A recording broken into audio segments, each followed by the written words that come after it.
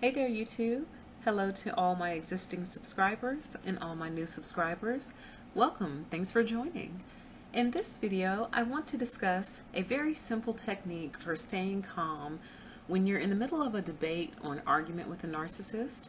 I tried this, started doing this probably about a year ago, and it really has amazing results for me because I'm one who, when I feel myself being attacked or when the information that's coming at me is not correct, my automatic first instinct is to correct the misinformation. So they're spewing all this stuff, you're trying to keep up, because as we know now, narcissists often just snow you in a conversation in an effort to control the conversation, prevent you from asking questions, prevent you from having your say-so, and all the while you're sitting on the other side of the table getting progressively more angry.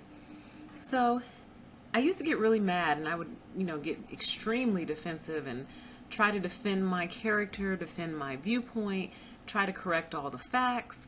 And what I found was I was never able to, because as we know, narcissists are professionals at gaslighting, bending reality, throwing in, relevant and irrelevant pieces of information. You end up with 10 different arguments to defend after speaking with one of these people. So here's what I started doing. As soon as I realized what's happening, and we're making the assumption here that this is a conversation that we can't get out of for whatever reason, and the most common one for me would be a workplace conversation with a narcissistic boss.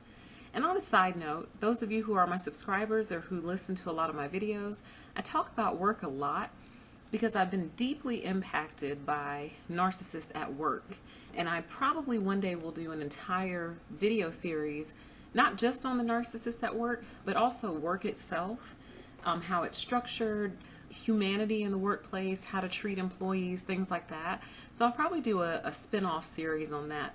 But if anyone's wondering why I bring that up often, it's because work has really been a huge part of my life now for quite a while. I started working when I was 16, and I'm in my 30s now, and I've been really impacted by these people at work, and I'm usually rather offended by these people at work because you're interfering with my ability to make money smoothly and easily, and that I don't like.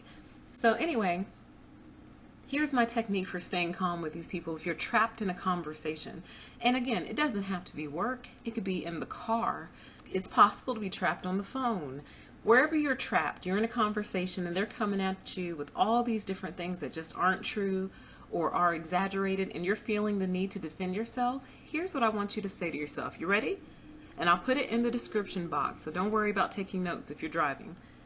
Say to yourself, this person doesn't have all the facts, and they won't allow me to give them to them.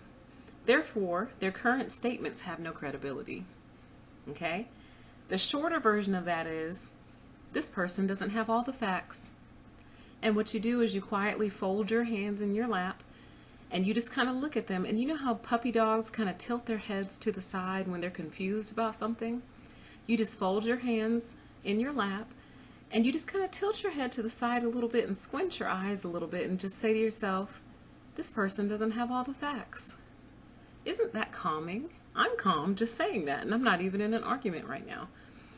Just simply saying that to yourself over and over again completely diffuses you. It may not diffuse them, but it will diffuse you. Because why would you argue with someone who doesn't have all the facts? That's silly. It really makes no sense. And again, I know that the natural instinct is to provide facts, clarify facts, put facts in their proper perspective. But when you're dealing with a narcissist, none of those things matter, because even if you take the time to clarify, put them in the proper perspective, provide facts, the narcissist will find a new pathway to bend, and then you find yourself having to defend everything along that pathway. So there's really no point. You can simmer down. Again, I want you to politely just fold your hands in your lap, tilt your head to the side, and just say to yourself, this person doesn't have all the facts. And if they're really paying attention to your body language, like a lot of narcissists do, because they study you to see if what they're doing is working, they're going to go, uh-oh, something just disconnected with her. Something just disconnected with him. I had him going. Or if you all have a history of getting in arguments and you get all worked up, the fact that you're not getting worked up is really going to spook them. Because what's going on with you? What's changed? What do you know? Who have you been talking to? You know, narcissists can be very paranoid people. So instead of engaging, I always say, see where the conversation is going to go first. I mean, if it's a narcissist, it's probably not going to go far. But see where it goes. You never know. They might be in the mood to be a normal person today. And maybe you can have a normal conversation with them today. You never know. But usually the conversation will take a hard left pretty early on. And once they're coming at you, they're steering the conversation, they're interrupting you, they're dominating. You just sit there with your what and your what? Your hands folded in your lap. You tilt your head to the side and you just kind of look at them and you're almost in a way kind of pitying them because you see that they're really trying hard to get you worked up, but they don't even have all the facts of the situation. This is, of course, in a case where they don't have all the facts. If they do, that's a whole nother story, whole nother video, but it's doubtful. They're not really people who like to do research and read. So just sit there and eventually they'll fizzle themselves out, they'll burn themselves out. And then they might even say, well, are you going to say anything? Do you have any questions? And you just sit there and go, no, I don't. And you just maintain that position, because what you must understand is that no amount of effort that you put into arguing with this person is going to work. Nothing you say, nothing you do. You can use analogies, metaphors. You can use examples from real life, examples from their life. It doesn't matter. No skill level will beat someone who's determined to not let you win.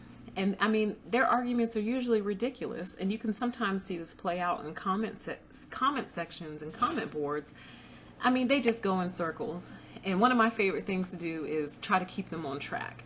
So I'll say, I see what you're doing there, but we're not talking about that. We're talking about this. And I pull them right back to the track that we're on. We're on track A. Not track D, we're on track A. We can talk about track D later, but right now we're on track A. And you know, it's a wasted effort, but it's just kind of one of the ways that I have fun, because I love to try to force them to think and act like normal people. It's funny to watch them squirm out of that. They just refuse it altogether. But anywho, that's all for this video. I want you to start saying that to yourself and, you know, put a spin on it. Put your own spin on it. How would you say this to yourself with the same meaning? Different words, but the ones I choose are, this person doesn't have all the facts and they won't allow me to give them to them. Therefore, their current statements have no credibility. What you're saying has no weight. Your argument has no weight. It's full of flaws, fallacies, and me arguing with something that's so incorrect and incomplete is a waste of my precious life force and energy. So I'm not going to do it.